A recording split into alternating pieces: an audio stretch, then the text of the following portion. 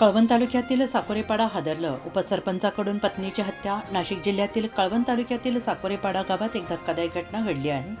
गावचे उपसरपंच जयराम पवार यांनी दारूच्या नशेत आपल्या पत्नी जिजाबाई पवार यांची हत्या केल्याचं प्रकरण समोर आलं आहे. जयराम पवार आणि त्यांची पत्नी जिजाबाई यांच्यात दारूच्या कारणावरून नेहमी वाद होत असायचे. गुरुवारी मध्यरात्रीच्या सुमारास नेहमीप्रमाणे त्यांच्यात कडाक्याचे भांडण झाले आणि दारूच्या नशेत असलेले जयराम पवार यांनी पत्नी झोपेत असताना त्यांच्यावर धारदार शस्त्राने वार करून त्यांची हत्या केली.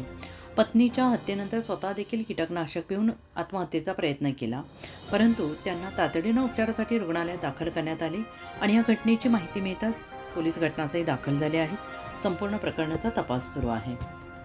आत्मा मलिक हॉस्पिटल विश्वात्मक जंगली महाराज आश्रम ट्रस्ट संचालित आत्मा मलिक हॉस्पिटल कोकम ठाण शिर्डी नाशिकचे सुप्रसिद्ध नेफ्रोलॉजिस्ट, किडनी विकार आणि किडनी प्रत्यारोपण तज्ज्ञ doctor Parth Devgaonkar, MD medicine, DNB nephrology, ESE nephrology, European renal association EDTA दर महिन्याच्या दुसऱ्या आणि चौथ्या बुधवारी आपल्या आत्मा मलिक हॉस्पिटलमध्ये उपलब्ध राहतील.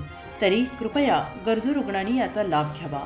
किडनी संबंधित विकारांची लक्षणे खालीलप्रमाणे: सकाळी उठल्यावर डोळ्याभोवती सूज येणे, चेहऱ्या किंवा पायावर सूज येणे, रक्तदाब किंवा मधुमेहाचा किडनी विकार, तरुणपणी उच्च रक्तदाब, रक्तातील युरिया क्रिएटिनचे प्रमाण वाढणे, लघवीमध्ये रक्त किंवा प्रोटीन जाणे, लघवी करताना त्रास होणे.